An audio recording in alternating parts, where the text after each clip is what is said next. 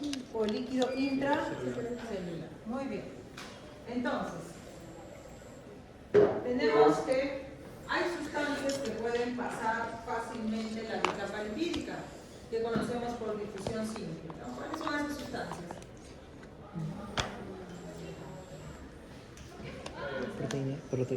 Gases, ¿no? Gases como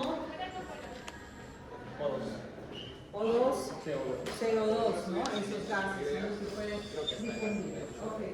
Lamentablemente también pueden difundir otros gases tóxicos, ¿no? Cianuro, mercurio, etcétera también, ¿no? Bueno, ¿qué más? Tenemos las sustancias, ¿qué otras sustancias se pueden difundir?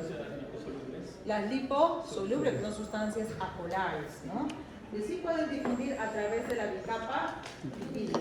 En cambio, las sustancias polares o los solutos polares, ¿cómo es que pasan y pueden ingresar o salir de la célula? Polares. A través de canales, por ejemplo. Son proteínas, exactamente, ¿no? Entonces, por ejemplo, acá tenemos sustancias polares. No pasarán así de simple, necesitan de proteínas transportadoras, por ejemplo, proteínas acarreadoras, canales, también, ¿qué otros hay para transportarlos? Bombas, ¿no? Lo que el primero es a favor de los canales y las bombas pues es en contra gradiente, ¿no? Y bueno, y también está el agua. ¿El agua cómo pasa? A través de canales llamados acuaforinos. ¿Y el proceso del paso del agua cómo se llama? Ósmosis, ¿no? Se llama ósmosis.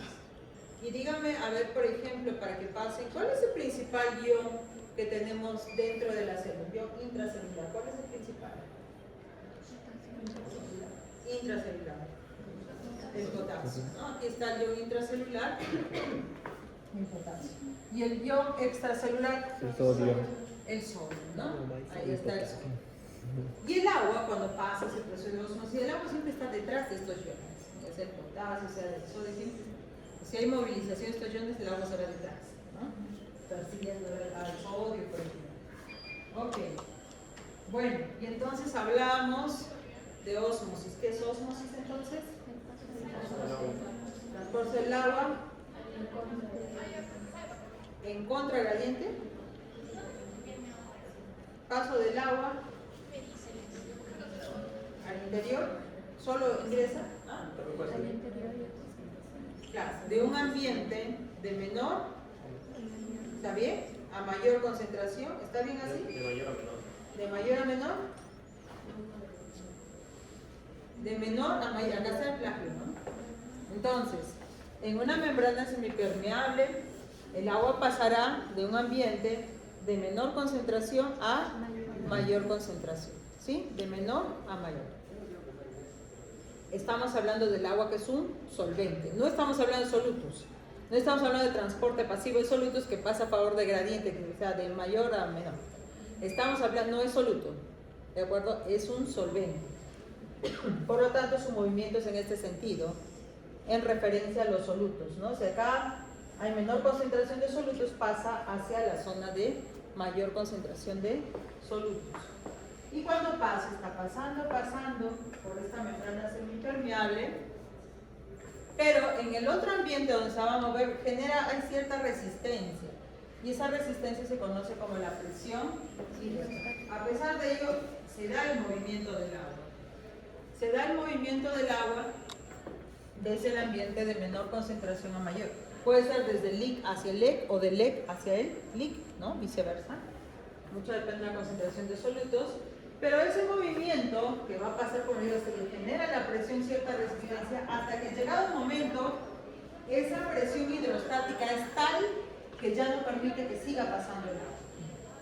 Y a esa presión hidrostática, cuando ya no permite el movimiento del agua hacia ese ambiente de mayor concentración, se conoce como presión osmótica. ¿Ya? Presión osmótica. Muy bien, entonces hablemos hablar de presión osmótica, de osmolaridad, ¿no? Entonces la osmolaridad intersticial es LIC o LEC. LEC es un compartimento, es parte de los compartimentos extracelulares. Si hablo del plasma o la sangre, ¿es LEC o LIC? Es medio extracelular, ¿no? Entonces, ¿cuál es el LIC? Entonces, solamente pues intracelular, todo lo que hay dentro de la célula, ¿no? Citoplasma con todos sus componentes, ¿no? ¿De acuerdo? De modo que decimos, ¿no?, que la osmolaridad tiene que ver con la cantidad de soluto intersticial entre el volumen del fluido intersticial. Así que a mayor concentración de solutos habrá mayor osmolaridad. Muy bien. La osmolaridad en el plasma depende básicamente de tres componentes: de la concentración del sodio, de la glucosa y del nitrógeno ureico de la sangre, ¿no? De modo que si calculamos la concentración de los tres, por ejemplo, el sodio es equivale, ¿no?, su equivalencia es 140 miliequivalentes por litro, ¿no?, que es la concentración del sodio, por 2, de la glucosa 90 miligramos por decilitro, entre 18, y el del nitrógeno 14. ¿No? Bueno, se hacen los cálculos de modo que tenemos una osmolaridad de 290 miligramos. Pero en realidad hablamos de, para ser más exactos, su osmolaridad efectiva. No se toma en cuenta el nitrógeno porque la urea es bastante móvil. Entonces la osmolaridad efectiva es 285 miliosmoles. Yo les había hablado la vez pasada que no se olviden de algunas concentraciones, ¿no? Entonces, ahora nosotros trabajamos como los eritrocitos como indicador de un osmómetro, ¿de acuerdo? Y entonces, recuerden que la molaridad, ya sea de los eritrocitos como el plasma sanguíneo, hablamos de 0,154 molar de sodio, de cloruro de sodio, ¿no? Y entonces, si esa es la osmolaridad del plasma y de los eritrocitos, el plasma vendría a ser, con respecto a los eritrocitos, sería una solución isoosmótica y también isotónica. ¿Ya? Ahora los eritrocitos tienen líquido, tienen agua, pero tienen la capacidad de estirarse, puede ingresar cierta cantidad de agua en los eritrocitos, ¿no? Y estirarse hasta 1.4 veces su tamaño original. Recordarle la presión osmótica del eritrocito, 5.530 milímetros de mercurio. Muy bien. Aquí tenemos el Beaker 1, Beaker 1, Beaker 2 y Beaker 3. El Beaker vendría a ser el medio extracelular, ¿sí? Y aquí tenemos este contenido dentro de las bolsas de celofán, ¿no? Y el contenido dentro de estas bolsitas de celofán, porque el celofán es semipermeable, vendría a ser el medio intracelular, ¿no? Se está comparando con el medio interno de las células, ¿sí? De las células, ¿ok? Y entonces nos fijamos que este vendría a ser el medio extracelular. ¿Cuál de los tres posee la solución isoosmótica? Isoosmótica.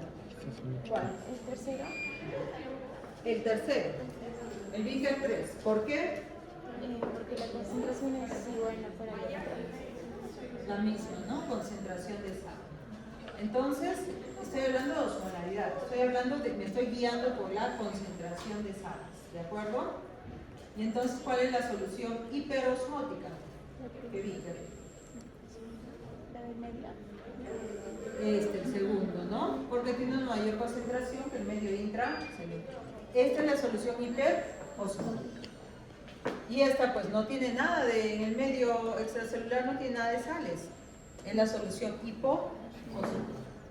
Sí, hasta allí estamos viendo concentración. Ahora vemos la tonicidad de las soluciones. ¿Quién me explica qué pasa con la solución A? Sobre lo que tiene que ver con tonicidad.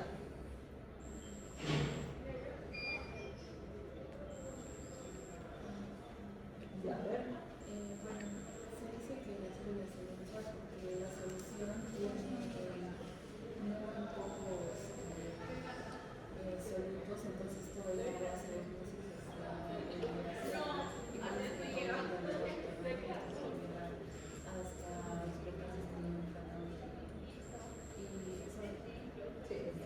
Entonces, el agua, la célula se hincha porque el agua ingresa, ¿no es cierto? La solución, una solución, por ejemplo, hiposmótica es menos concentrada, ¿no? Menos solutos, como dices, o inclusive como este ejemplo, ¿no? Que nada de solutos, nada de solutos. Y entonces, ingresa el agua y la célula se hincha. ¿Cómo decimos a la célula cuando se hincha? La célula aumenta su turgencia, está más turgente, ¿ya? Por ejemplo, cuando ustedes comen ensaladas, lechuga, por ejemplo, ¿no? La lechuga está fresca, decimos que está turgente, ¿no? Al morderla sale agüita, decimos, ¿no? Fresca, sale agua. ¿Ven? Entonces las células vegetales pues están con su vapor al full, líquido, ¿no? Entonces al morder sale ese líquido y la evapora. Entonces la célula decimos que está turgente, ¿sí? Entonces, si la célula se hincha porque ingresa el agua, o sea, después de ver el comportamiento de la célula cuando se coloca en esa solución y el agua ingresa a esa célula, recién decimos, ajá, allá, esa célula es hipotónica, ¿sí? Esa célula es hipotónica. Ahora, si la célula no cambia de tamaño, con respecto, no cambia de tamaño porque ni sale ni ingresa agua, con respecto a la solución decimos que la solución, o sea, lo que está fuera de la célula, la solución es el medio extracelular, quiere decir que la solución B es isotónica. ¿Y quién me cuenta sobre la solución C? Si me equivoco, es lo contrario, en vez de hincharse se va arrugando o se puede decir deformando, más o menos por la concentración de la solución. ¿Por la? ¿Cómo? De Ya, la célula se va deformando, o sea, se retrae. ¿Por qué? Por la solución, porque en el medio sería extracelular, estaría muy cargado sobre una mayor presión y lo va a aplastar al medio interno, bueno, la intracelular que tiene menos buena presión, o bueno, no sé igual. ¿Sería aplastar el término o qué es lo que pasa? ¿Qué pasa? Como el medio de afuera tiene más solutos, el agua va a seguir, entonces va a hacer osmosis y va a salir, lo cual va a hacer que la célula se retraiga y sea más chiquita. Sí, si bien es cierto, claro, es elevada la presión osmótica, así como decía su compañero, pero el agua perdón, sale de la célula. Al retraerse, porque se va a plegar, de una aplastar, más que aplastar, se va a retraer. Y ese término lo conocemos como plasmólisis.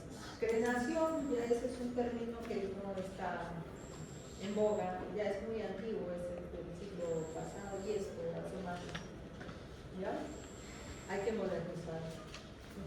¿Ok? Y entonces decimos plasmólisis. ¿Sí? Que ha habido plasmólisis. O retracción celular. ¿Pero qué ha pasado? Ya ha perdido agua.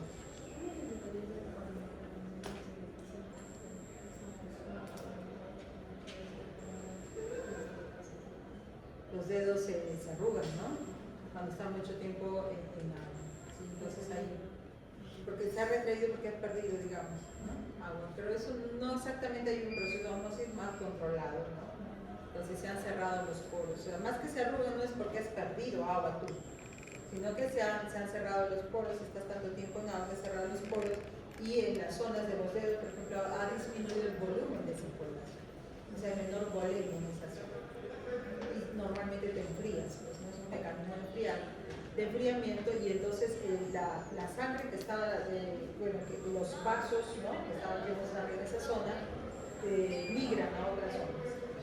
Entonces, al migrar, por eso todas esas zonas se descienden y se agotan. Pero no es que hayas intercambiado agua con él, sino toda persona que estuviese nadando se deshidrataría exactamente, ¿no? Pero no. Se trata porque migra ese volumen hacia otras zonas.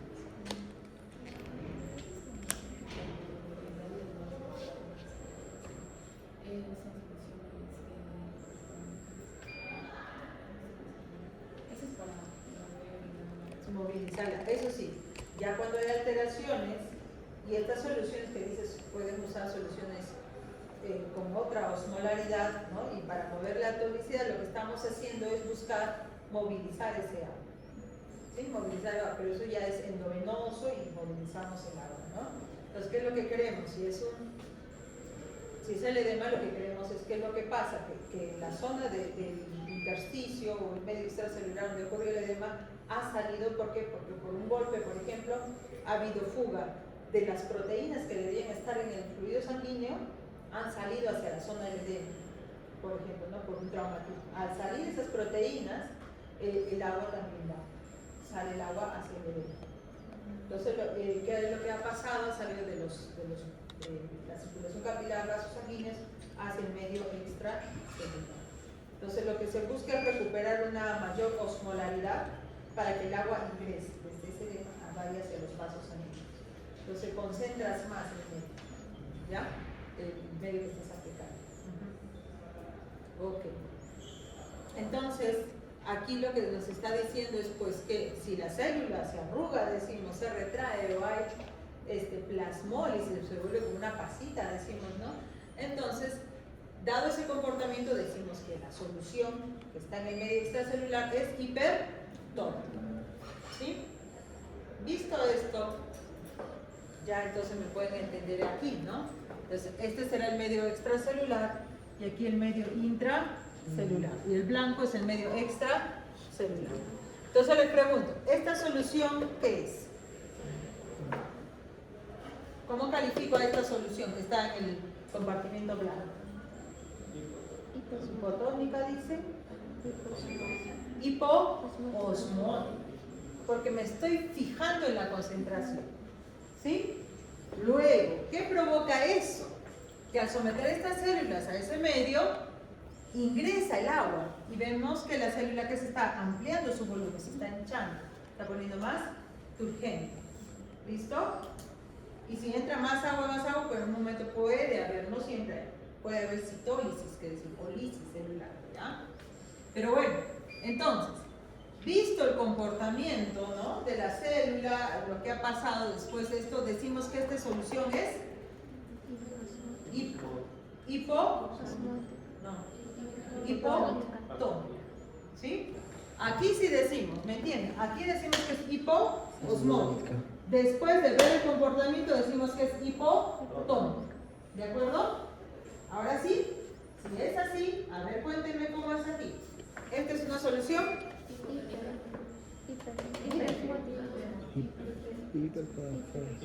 hiperosmótica. Y visto el comportamiento que sale agua, hipertónica. Ahora sí, ¿listo? Hace un momentito no parecía que hubiera cambiado, pero sí cambié, ¿ah? Cuidado, a veces ustedes en los exámenes se arrebatan rapidísimo, sin pensarlo. Hay que mirar, fijarse bien, porque a veces detallitos, pequeños detallitos, ¿no?, los confunden. Se apuran. ¡Ay, lo miré muy rápido! Me arrebaté muy rápido. Eso puede pasar. ¿Sí? ¿Qué? ¿No cambia? ¿No cambia? Claro, al pasar esto, el comportamiento es que salga el agua. Ahora, la consecuencia después sale hasta que la concentración se equilibre. O sea, como empieza a salir agua, claro, la célula va a disminuir su volumen, se va a retraer, a ver plasmólisis, ¿no es cierto? ¿Y hasta cuándo va a salir agua? Hasta que ambas lleguen a un equilibrio. Claro, los valores son los mismos, se está indicando para que se ubiquen en el sentido de que al ser una solución hiperosmótica, lo que va a pasar es salir agua. Una vez que termine de salir agua, o sea, cuando ya sigue saliendo agua, sí, ambos medios, tanto intracelular como extracelular, se van a equilibrar. Digamos 325 sería para ambos. Eso, digamos, es al final. Entonces, lo que les muestro aquí es el comportamiento de esta solución. ¿Ya? Y se entiende que al final luego se equilibra, ¿no? Pero ya salió agua, ya las células quedaron deshidratadas, ¿no? O bajó su volumen de líquido intracelular, ¿no? ¿Sí? ¿Estamos bien? Ya.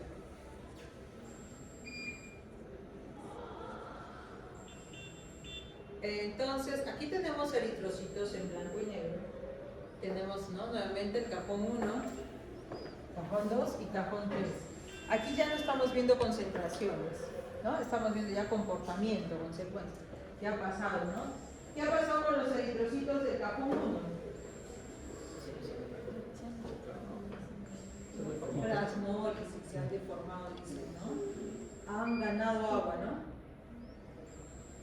ganado agua? No. Han perdido, estoy viendo si están despiertas. Ahora han ganado, les digo, ¿no? Ustedes sí, me dicen. Después lo piensan, así soy de tramposa como ustedes, para ver si están atentos. ¿Sí? Entonces, quiere decir que esa es una solución. Hipertónica. Una solución Hipertónica. hipertónica, no osmótica, porque ahí no estás viendo la concentración, estás viendo el comportamiento, qué ha pasado. Entonces, ha sido una solución hipertónica, por eso ha salido agua. ¿Ya? En medio, ¿qué ha pasado? Es una solución isotónica, porque ahí está la clásica forma de los eritrocitos. ¿Cuál es? Disco, entonces son discos bicóncavos. Y el cajoncito 3, la solución es fotónica, porque vemos allí hinchaditos. Ya no se ve el disco bicóncavo, ¿no? Ya están como unas esferitas, ¿no? Los eritrocitos. ¿Sí? Ya está. ¿Todo bien entonces hasta aquí las diferencias? Y entonces, una vez que como ya les quedó claro, los vuelvo a confundir más. Es para decirles que una solución hiposmótica siempre va a ser hipotónica. ¿Ya? Una solución isoosmótica puede comportarse como isotónica o como hipotónica. Y una solución hiperosmótica puede comportarse como hipotónica, como isotónica o como hipertónica. ¿Se dan cuenta? Esta siempre va a ser hipotónica, pero esta puede comportarse como hipotónica o isotónica. Y esta como hipotónica, isotónica o hipertónica. Va a depender de los solutos que tenga esa solución. Y si esos solutos son penetrantes o no son penetrantes. Se refiere penetrantes o no penetrantes a la célula. ¿Ya? Por ejemplo, si ustedes aplican vía endovenosa suero fisiológico, ¿cuál es su concentración de suero fisiológico?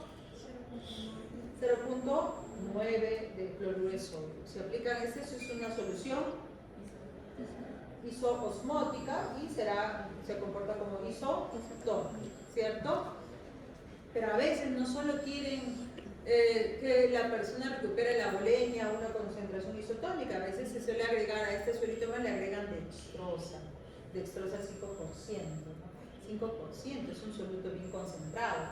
Esa sería una solución, en cuanto a osmolaridad, sería una solución hiperosmótica.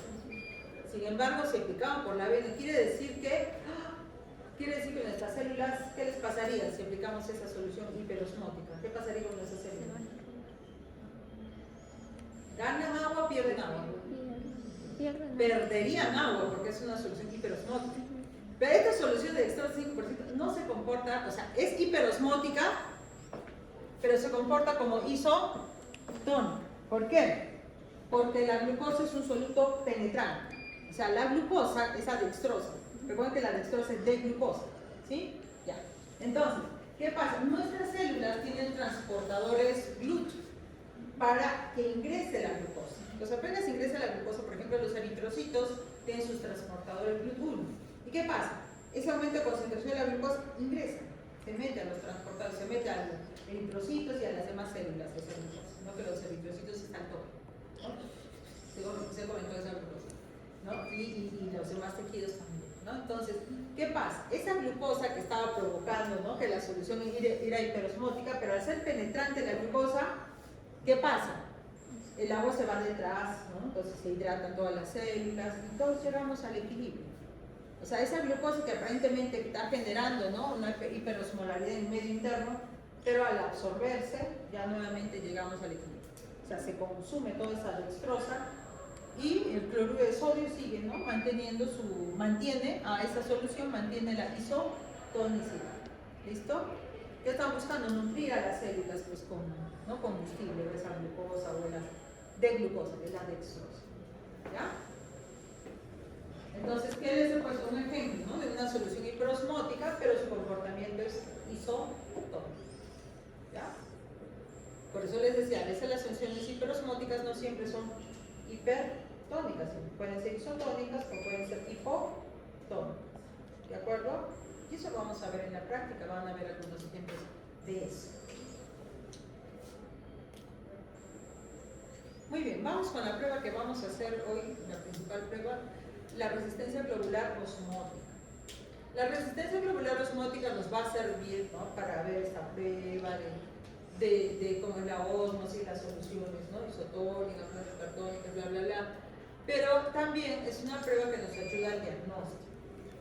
Tenemos una enfermedad que no es muy común, es un tipo de anemia hemolítica que se llama la esferocitosis hereditaria. La esferocitosis hereditaria, su nombre dice esferocitosis. Entonces, ¿qué pasa? Los glóbulos se tornan como unas esferitas, ya no son discos bicóncavos.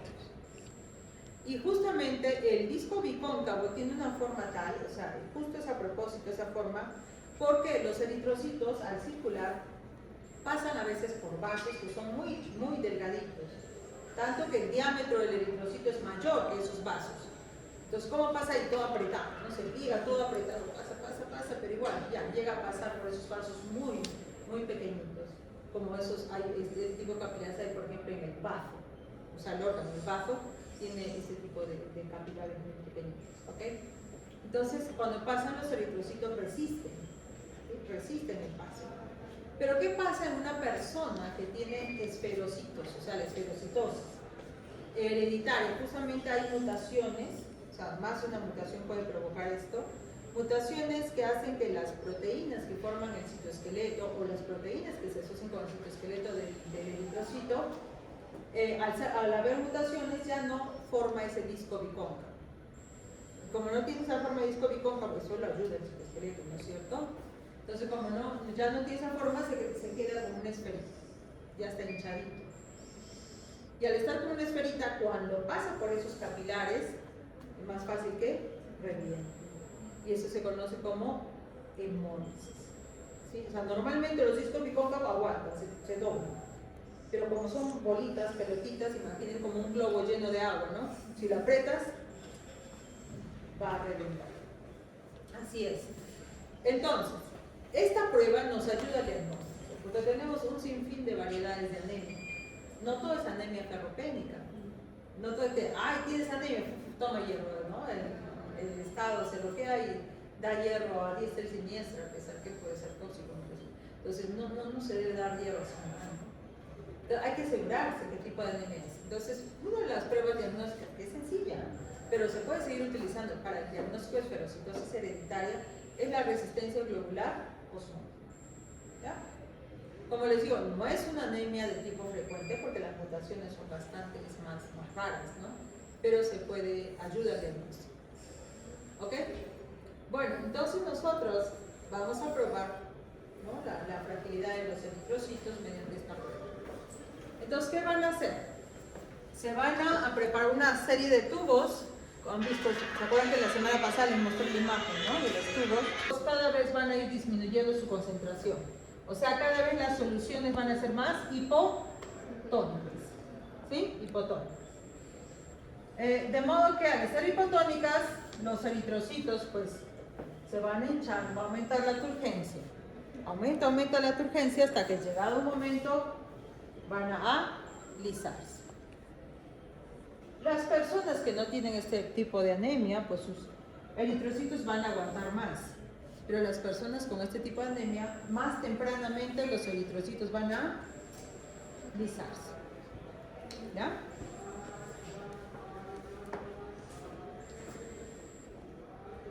Muy bien, entonces vamos a sacar la muestra de sangre con EDTA, anticoagulante.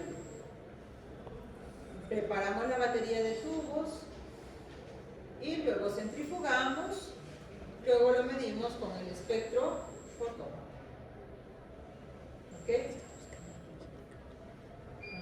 Ya. Y yo les pregunto, de esos 3 tubos, ¿cuál es el tubo que se ha hemolizado?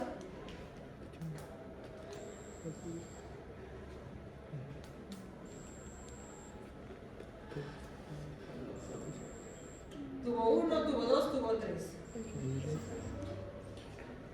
Segundo, tercero,